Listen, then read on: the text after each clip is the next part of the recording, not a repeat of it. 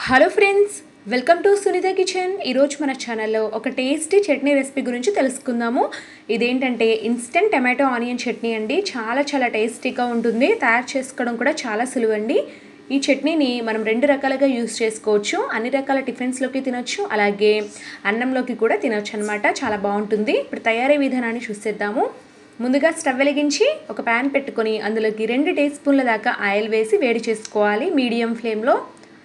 Oil బాగా వేడెక్కిన తర్వాత 1 టేబుల్ స్పూన్ దాకా శనగపప్పు, 1 టేబుల్ స్పూన్ దాకా మినపప్పు వేసి ఈ దినుసుల్ని దోరగా వేయించుకుందాము. 1-2 నిమిషాల పాటు మీడియం ఫ్లేమ్లో పెట్టి వేయించుకోండి. మంచి అరోమా వస్తూ బాగా వేగుతాయి. 2 నిమిషాల పాటు బాగా ఫ్రై చేసుకున్న తర్వాత ఈ దినుసుల్లోకి మనం 4-5 పచ్చిమిర్చి, అలాగే 3-4 ఎండుమిర్చిని ఇలాగ కట్ చేసి వేసుకోవాలి.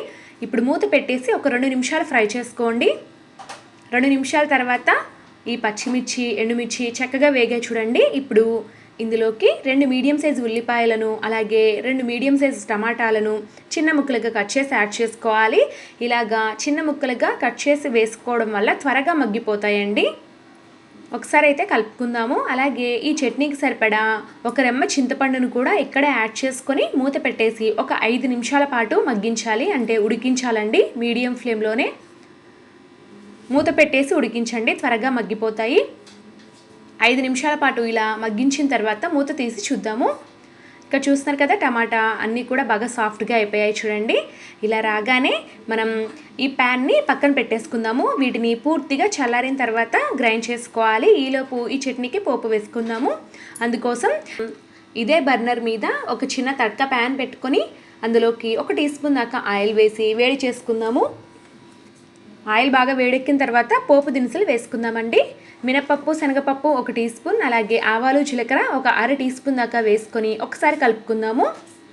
ఇవి కాస్త వేగిన తర్వాత 2 ఎండుమిర్చి, 1 రెమ్మ కరివేపాకు వేసి బాగా కలుపుకుందాము. వీలైతే ఒక చిటికెడు ఇంగువ కూడా వేసుకోవచ్చండి మీరు పోపులో. నేనైతే వేయలేదు. పోపు చూడండి చక్కగా వేగిపోయింది. ఇప్పుడు ఈ పోపు మిశ్రమాన్ని పక్కన పెట్టేసుకుందాము. ఈలోపు మనం ముందుగా ఉడికించి పెట్టుకున్నటువంటి టమాటా, ఉల్లిపాయ ముక్కలు బాగా చల్లారిపోయాయి. వాటన్నిటిని ఒక మిక్సీ జార్లోకి యాడ్ చేసుకొని 5-6 వెల్లుల్లి రెబ్బలు, కొద్దిగా ఉప్పు వేసి గ్రైండ్ చేసుకుందాము. కొద్దిగా వాటర్ కూడా వేసి ఇలాగా ఫైన్ పేస్ట్లా గ్రైండ్ చేసుకోండి. చట్నీ చాలా బాగుంటుందండి, టెక్స్చర్ కానీ టేస్ట్ కానీ. ఈ చట్నీని ముందుగా వేసిన పోపులో వేసుకొని కలుపుకున్నట్లయితే ఎంతో రుచికరంగా ఉండే చట్నీ అనేది రెడీ అయిపోతుంది. సో ఫ్రెండ్స్, చూసారు కదండి, ఇన్స్టెంట్గా తయారు చేసుకునే టమాటో ఆనియన్ చట్నీ రెడీ అయిపోయింది. చాలా టేస్టీగా, ఎమ్మిగా ఉంటుందండి.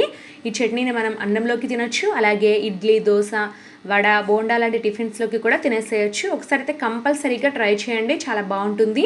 అలాగే ఈ చట్నీ రెసిపీ మీకు నచ్చినట్లయితే ఒక లైక్ చేయండి. Thank you for watching.